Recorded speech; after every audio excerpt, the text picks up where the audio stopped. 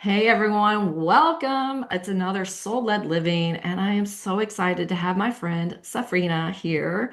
She and I co-authored Soul Alchemist, and we're co-authoring another book coming out soon. So I know Safrina through that. But Safrina, tell us about yourself. Yes. So thank you so much for having me on. I'm Safrianna Lughna, the Queer Spirit Guide, and I am a very multi-passionate human. I am a druidic priestess. I'm a trauma therapist. I am an international best-selling author like you, Yay! and have gone on to publish 4 solo books. So I'm a poet, I'm a published poet and fiction author as well as nonfiction author. And I literally am the walking definition of a manifesting generator, if you're familiar with human design, Yes. because I'm just like the ideals gal. Like, I've just got all kinds of things that come in that I want to pursue. And it's been a journey of really finding myself and coming down to wrapping everything, the multi passionate, up into Safriana and who I am in the world, which is an ongoing journey. I was gonna say, yeah, that is always an ongoing journey. Like we were just saying, being soul-led means you're always evolving. Yes, So very tell much us so. if you want, like where you started and where you're kind of at, and a little bit of the history of how you became soul-led. Yeah. Ooh, well, I was That's a heavy very, question, right? it's a good question though.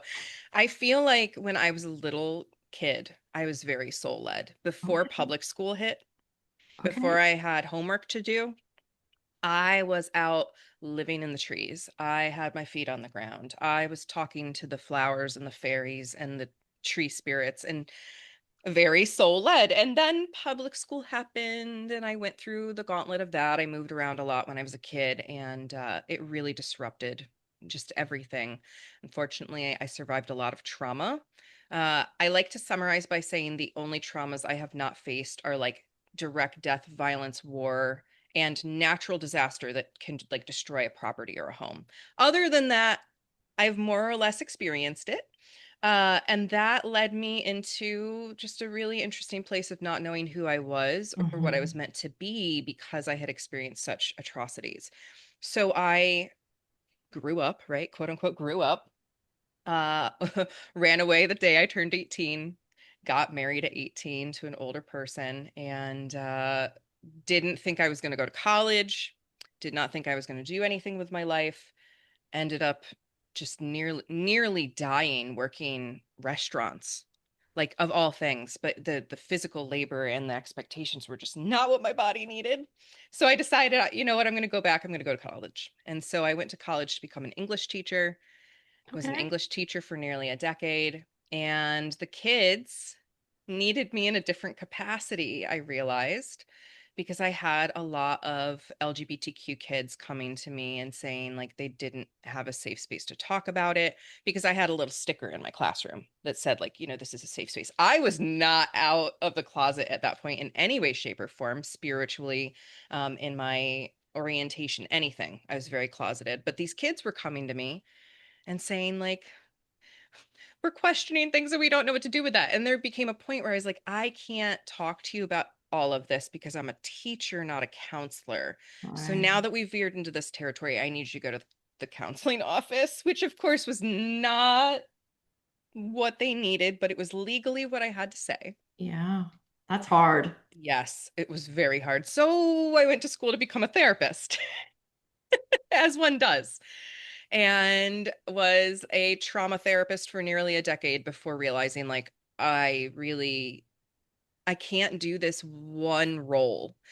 The thing when you're a teacher and a therapist is a lot of people see you as that role. You see your students out in the Mhm. wild at the grocery store and they're like, "What? You exist outside the classroom?" And you can't be a human because you're Okay. expected to be a teacher. Like, you are the archetype of teacher. And so heaven forbid you have any humanly qualities because you just need to be a teacher. And then as a therapist, there's this expectation that you be completely, a neutral party and you don't bring yourself into the equation at all, which of course there is such a thing as therapeutic self-disclosure, but most therapists don't do it quite correctly. And so it's sometimes easier to just kind of cut yourself out of your work. And After a couple of years of that, I just couldn't keep myself that flat and Okay. intellectual and clinical. And so I actually pulled back, partially retired from my career for a year to just get my head straight. And that's where I am now. Is this I've opened my trauma therapy practice back up. I still see some therapy clients, but my bigger purpose in the world is my writing, which really Mhm. is what lights me up, and working with clients in my seasons of soul and seasonal shenanigans and season themed everything, which really is just another way of being holistic. So I have landed in this grab bag of spiritual, intellectual, clinical, holistic, energetic soup that is me, that is Safrianna's magic in the world. And I'm like happy to be here. And now it's just figuring out how to share it with the world. And that in and of itself is a hard thing, especially as you say, like, because you have a business around it. It's not Hmm. just sharing who you are, because we can, as spiritual leaders or whatever, we can share in our small circle. But when you have this, I call them purpose, mission, whatever, I don't even know about business, but the whole purpose to say, I have to share this on a larger scale. I'm being Hmm. pushed to do this on a larger scale. Yep. What does that look like? So, how does that look for you? Because I still honestly struggle with how do I make this look bigger? We can talk we can talk brand. I mean, like, so my background is actual business, Hmm. like accounting and information systems management and MBA stuff. So I'm like, oh, I can do the business. Let's talk that. But how do you the marrying of the business and the soul and a mission that's not traditional? I mean, it's an ongoing journey for sure, but that you're so right. Like teacher, you're in the classroom, therapist, you're in the office. And I was like, I want to impact more people. I want Yep. to reach anyone across the globe with an internet connection or a library card or whatever to get the little bit of medicine that I would like to offer if it's for them. So for me, once I got out of this, like I have to play this role and I can't tell my story to the world because that was my mentality is like if I tell my story to the world, it's going to hurt my clients or my students somehow, which is not true, but that's what those systems often Yeah. teach us, right? So I've been doing podcasting. I've been blogging like mad. I go live on YouTube all the time. I do free moon ceremonies on YouTube every single Nice. month for new moon and full moon. And Yep. it's just like continuing to put your magic out there in little tidbits. Like just give people a little taste and they get that little taste and they continue to come to you and find you, and consistency is the big thing I've really struggled with that I think so many of us do when it comes to finding that wider reach. Because we if we put something out there and we're like, come join me here, and like no one responds, Right. some of us get, I mean, I've been here, like I get really scared sometimes and I'm like, no one wants this, no one cares, right? And then I stop posting. That's been one of my biggest patterns of breaking out of. Is like we're allowed to keep sharing and say the same message over and over and over again until it sticks with the people who actually needed to hear it. So who needs to hear your message? Oh gosh, Besides the whole entire world. I mean, we all know that. I But mean, yes, I'd like the whole entire world, the whole United States, the whole like Western society to hear my message of like the seasonal living and the returning to nature. But the people that I really aim to share my message with the most is queer and neurodivergent people because, and honestly, like anybody in a marginalized status, because we are trying to fit into the system and the system was not built for us. And then we're okay. sick and we're tired and we're miserable and we're burnt out and we wonder why. So let's go back on that moment just real quick because you were telling us when I asked your history, you got married to an older man. Mm-hmm. But there has to be something between that because then you hinted at not coming out. So tell us a little bit about where and what you're doing and how you can connect more deeply with the community that you want to connect to.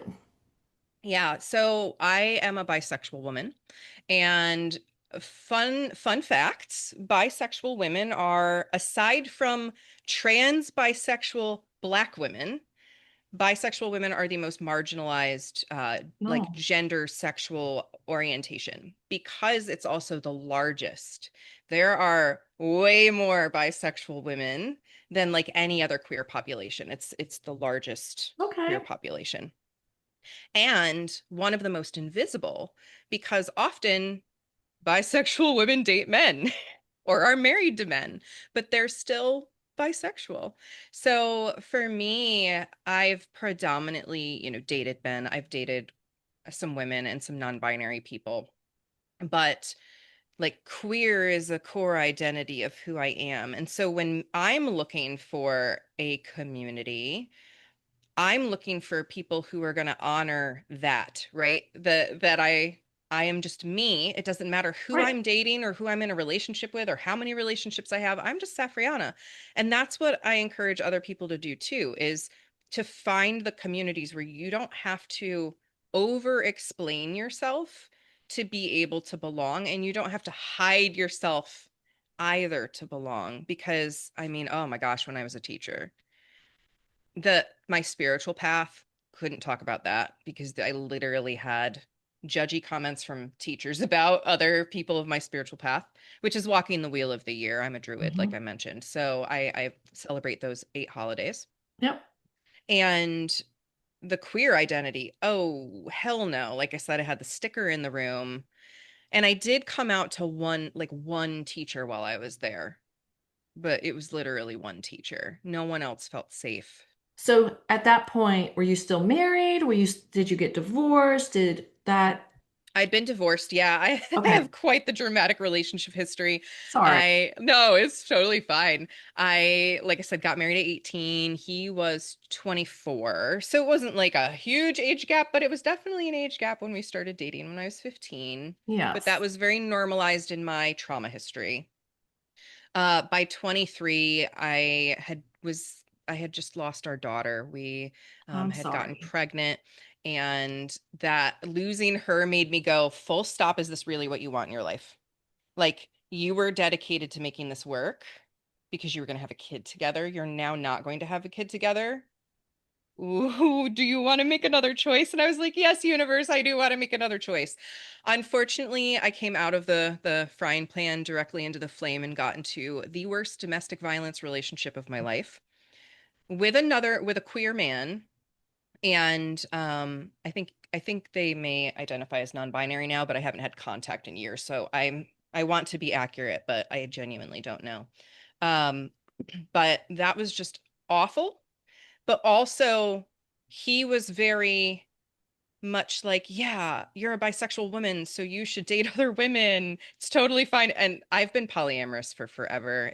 If you're listening to this and you're not familiar with polyamory, it is not an open relationship. It means that you are open to multiple committed loving relationships that may or may not be sexual. There's so many misunderstandings about that. But he was very much like, yeah, you should date other women, but not other men. And I'm like, okay. So that relationship unfortunately lasted a very long time. I got my internship as a therapist in a domestic violence, sexual assault, and human trafficking agency. And as I went through the training, I went, oh dear, this is textbook what's happening at home. Like literally, if you've ever seen the Wheel of Violence or the Wheel of Control, um, I fit every category on there, like every category of domestic violence. And so he unfortunately caught wind at the same time of where I was doing my internship and was able to manipulate me for a few more years because he was like, oh, I see the error of my ways. Long story short, that ended. And then I got into my current marriage with my spouse, Ike. And I live now with my spouse, Ike, and my boyfriend, Justin. And we've been together for many years. So, like, my relationship history is fun and varied. And obviously, we skipped a lot of relationships in there, but those are the big Okay. major ones. And I agree. Like, I think as a society, we need to get to a place where we don't have to explain. Right. But I wanted to ask that question because I just, in my nudging, my spiritual gifting is there's women out there that are questioning Yes. that may be bisexual but married, Yep. and they don't know how to deal with that. I mean, and that's the thing, like in a monogamous relationship, bisexual women are just as valid. They are still just as bisexual. They just may never pursue that. They may never have an opportunity to experiment with that or explore that, which if you're content with that, okay. If you're not content with that, or you feel trapped, that's a whole other conversation. And I am absolutely in no way, shape, or form condoning attempting polyamory or an open relationship or any kind of non-monogamous relationship to explore that because that usually ends up so unhealthy. There's so much communication that needs to happen to actually properly navigate that. So yeah, if you're a woman out there and you're listening to this and you're like, I really am secretly bisexual, but I've been with my husband for 15 years and I don't know what to do with that. You can still, like for me, when I was in those kinds of like closed off relationship situations, for me, media became a huge outlet of just reading like sapphic fiction. Trying, which there's not a lot, is the really like upsetting part. I really started to go, oh wow, we need representation, which is why I write the books that I do, because we need more representation in media. And I feature a lot of like queer, BIPOC, non-traditional characters so that someone out there reading it will see themselves in a character. But I was literally, when I was really like, I'm still really in the closet, but I really want to explore this, I started searching what movies, what shows, what books, what video games, because I'm a huge nerd. Like, where can I find this representation and just emotionally explore that aspect of myself? Because, as a, as a bisexual woman, I can definitely say to me, the definition of bisexual means experiencing different kinds of attraction to different genders. Okay. Whereas pansexual, most people that identify as pansexual are like, gender doesn't matter to me. Gender matters to me, which is why I identify as bi. But experiencing that sapphic romance, that like woman loving women, is a very different feel for me, at least, than loving a man. And so media can help you just explore that nuance if there's no other avenue. But having conversations is important. And if you can't have the conversations, are you really safe? Is the bigger question. Yeah. Okay. So let's go another direction real quick with that. Yeah. If me, married, you know, cisgendered, all of that, how do I be supportive and not inadvertently come across as judgmental? Because that's where I'm at. Like, it doesn't bother me. I have friends on all spectrums and it doesn't bother me, but I find myself every once in a while saying something and I'm like, oh my gosh, I'm sorry. I didn't mean to.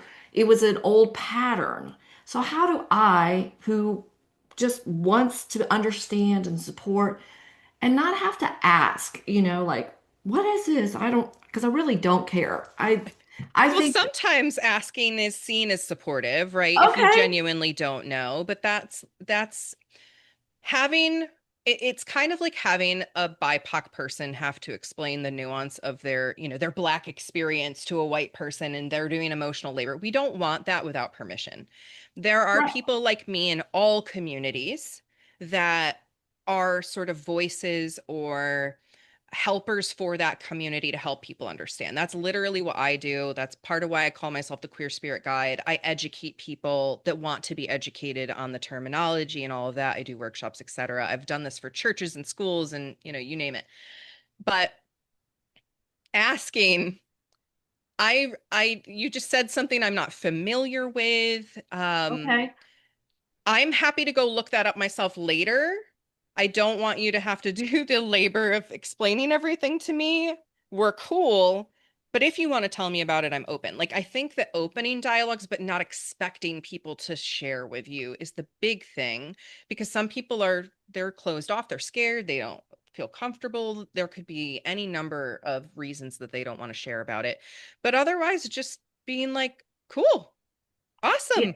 And rolling on with yourself, right? And I think that it's great that you've recognized maybe you've said something that could have been insensitive. I don't have an example of anything you've said, but that you thought, oh, maybe that could have been insensitive, and just apologizing. Hey, I'm sorry. I don't know how that came across. I'm attempting to be curious right now, and just kind of Well, I just dialoguing. like what my example for myself is I've got young grandsons and a Valentine. Oh, I have a Valentine. And assuming it's a female, I've had to catch Mm-hmm. myself going and not saying, well, what's her name or whatever. Oh, yeah, I see exactly what you mean. I have had that happen so many times. I remember actually I went to a shop to look at rings when Ikenna and I were getting engaged. And Ikenna is non-binary. They were assigned female at birth. They use they them. I went into the ring shop and the man immediately was asking about him. Who is he? And will he be coming in? And like all of these gendered questions. It is our assumption that people are going to be cis and straight because that's dominant society. And I think that the more we can understand and be aware, like that's just dominant society right now. And dominant society's got a lot of issues with it. It's very much designed around patriarchy. So anything We could feminine, go there for all day on this one. I could soapbox there all day with the patriarchy, but remembering that the patriarchy literally harms everyone, including our men. And so there's just all these assumptions. So I think that if we can continue to work on language and how do we ask neutral, non-assumptive questions, right? That's that is Who's your my Valentine, right? focus right now is like I have to remember because I'm just like doing something over here and asking. I'm like, oh wait, I got to remember that. And I've told my daughter, I'm like, if you catch me, because it's not me trying to be a judgery, because Hmm. I think the world is soon coming, and it's what I hope that nobody has to come out of the closet. Right. It's Everybody's just just who they are. I didn't come out of the closet that I like guys, so why does anyone else have to come out of the closet? Right. But that's a whole nother story. But I mean, it's like, how do we learn? And that's where I'm trying to be better. And it's like, so Hmm. your website probably has some things like these are judgy comments that you don't even I realize. have a training on it actually somewhere Yeah. that I recorded when I was doing it for a church, I believe, that gets into some of our language. But this is where I really want to challenge everybody with the they them thing, because one of the number one things I hear people say is they them isn't grammatically accurate and my brain just can't do this. That is a culturally conditioned belief, my friend, because you use they them neutrally all the damn time and don't realize it. Like, and I know this is me coming down a little harder than I normally do, but this is like one of our human BSs that we love to spin. It can be hard to update the pronouns for a person to they them, but we literally, like, imagine you're at a store in the mall and you see a cell phone laying on a shelf. So you take that cell phone up to the desk and you go, "Hey, someone left their cell phone. Did anyone see who they were?" You are not assuming it's a man or a woman's cell phone because it's a darn black cell phone with a black case. it it's a cell phone. Who does it belong to? You don't know. When we don't know, we do grammatically default to the neutral language. Also, for hundreds, if not thousands of years at this point, we might actually be over 1,000. I would have to go look at the date, but we've used they, them grammatically for neutral tense for at least hundreds of years, like in English. So it's not a new thing. And that's one of the stories people tell is Mhm. it's so new. We've never used neutral pronouns. Yes, we have.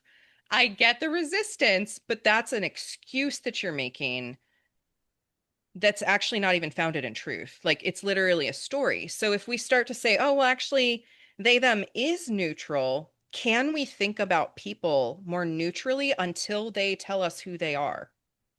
I love that because guilty, We're guilty, all guilty. We're all you know, guilty. like that's, but yeah, but so I'm going to flip it for just a quick, Yeah. again, a push on this. Tell us more about Mm, Druidism. I yeah. mean, I love being in nature. I don't necessarily follow the regular. gifts, holidays. I kind of celebrate all of them. Yeah. But tell me how you got into that here in the US. Yes. So this is such a weird, funny, weird story. So I've mentioned I'm a nerd. Okay. Where- I S- love it. I, It's not a bad thing, no, guys. it's not a bad But thing. nerds are great. I am a nerd. I am like certified nerd, and I out nerd everybody I've ever dated because I was like little kid nerd. So I started playing Dungeons and Dragons when I was 12 years old, Okay. like 12 or 13, which of course there's a class in Dungeons and Dragons where you can be a druid. So I had a childhood knowledge that there was the word druid. Then when I was 15, I started playing an online video game, and one of the classes was druid. And I named my character Safrianna. And then I was 18 and I was moving out, and I had moved to Tennessee to move in with my older boyfriend. And I had been there maybe a month, and I'm in the dark basement and I wake up. This is actually the part I tell part of this story in the chapter I'm writing for Letters of Legacy. But I wake up in this dark room, and it was just like a phrase, I am a druid. And it was this like knowing. I like wake up out of the dark into this just knowing.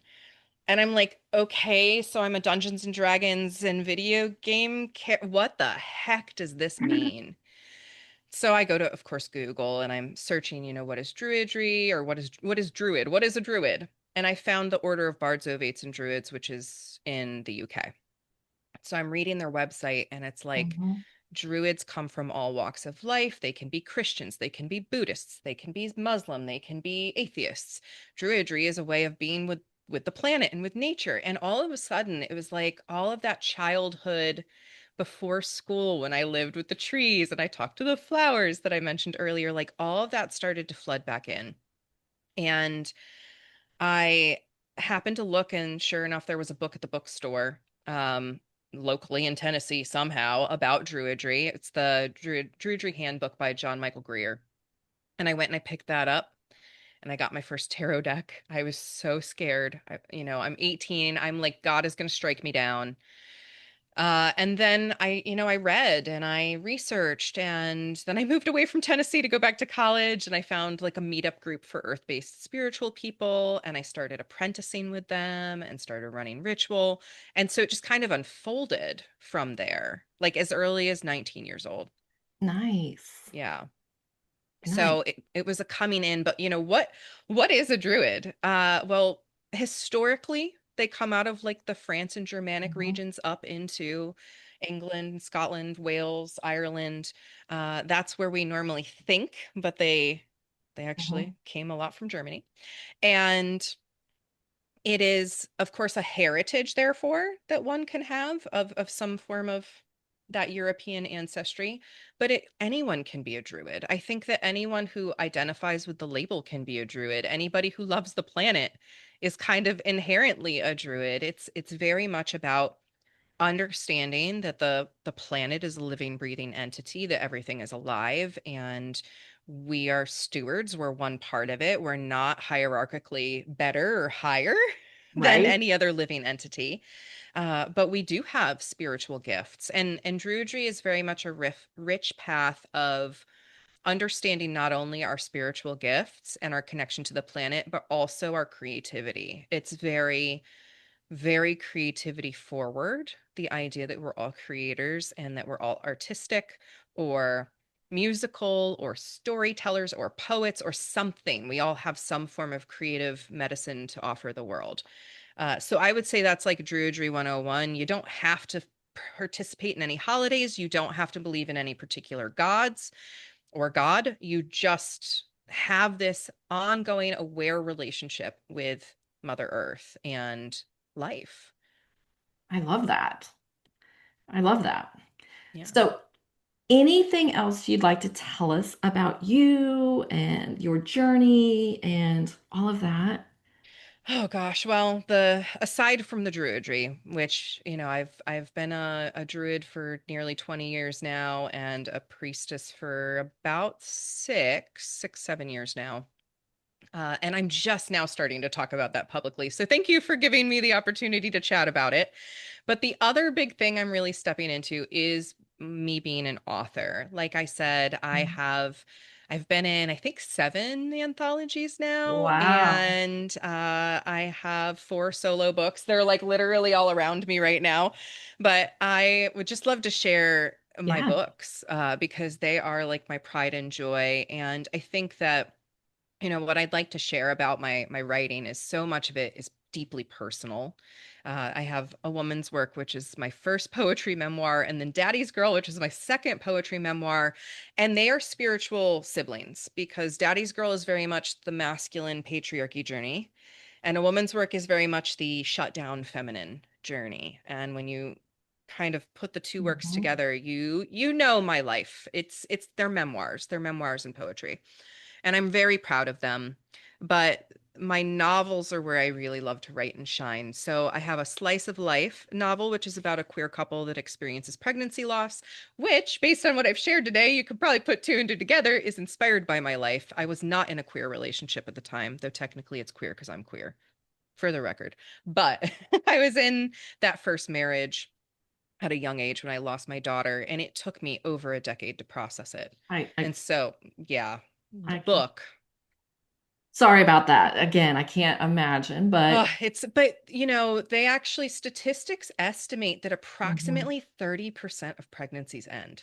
That's mhm. a huge number of women and pregnant folks that have lost children. Like, that's huge, 30%.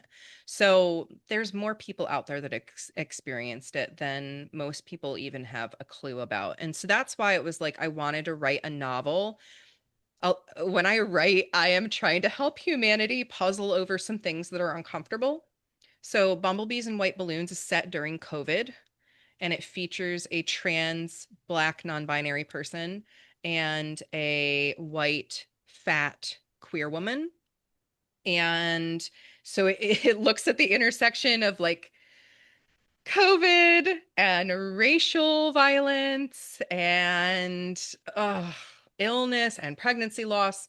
So I just like to really get in the nitty gritty of stuff. And everybody that's read that book has come to me and said, "Wow, like I have so much more compassion for people of color after reading that.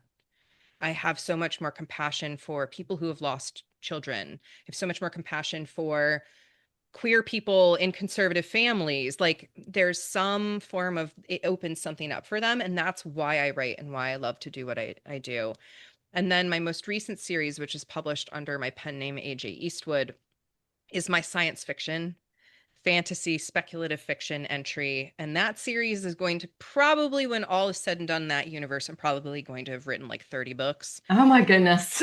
It's a huge story. That's why I'm like, this is my life calling, is actually to be an author, and I need to, do a little less of all the other stuff and more of the writing because that's what really makes me excited. But it is this series is called Terran's Chosen series, and it is about survivors on planet Earth after a bunch of corporations fled for Mars and built a society there, and then they come back and they are not treating the humans of Earth like humans anymore. And that is all I will say about that for now. But it's a, kind of post-apocalyptic view of this polyamorous, queer, pirate-esque crew trying to bring life back to nature. So it's very Druid inspired, it's very Nice. inclusive, and everybody that's read that so far wants it to be a movie. That's So awesome. I Well, am I'll be hoping watching one for the day. movie. Yes. But yeah, thank you for letting me share that. That is my pride and joy, is being a writer and just sharing my words because, like I said earlier, everybody's creative, whether you make food for people, you sing songs, you write music, you dance, you landscape, you build, like, you are creative. We all have some calling to create, and mine is to write words. I love that. So I'm going to drop in your websites. But where can people find your books? On Amazon? Yeah. So my website, if you go to safrianna.com/author, that's like my author page, and I make sure everything is up to date linked there. Currently, you can get all of my works on Amazon, and in 2026, I'm going to expand to a lot more distributors. That's part of the grand plan as I step into like Yep. really embodying the author is like, oh, I need to actually share this. So 2026 is the big year. I'm hoping to see things on like Barnes and Noble, in libraries and smaller bookstores. But for now, you can check out my website or go look me up on Amazon. Perfect. Yeah. Well, it's been a pleasure talking to you, Thank you. and I can't Likewise. wait to help you send your mission out, your books out, your words out to everyone, because I think we need to hear what you have to say. Thank you. I just want everybody to be able to love themselves and love the life that they're in. I agree. That would be awesome. Yeah. And be soul led because that's what you're really supposed to be. The problem is we become head led, and that's where we Hmm. get messed up. Absolutely. Oh my gosh, you and I could have so many conversations. Yes. Thank you for this one. I really appreciate it. Thank you. Just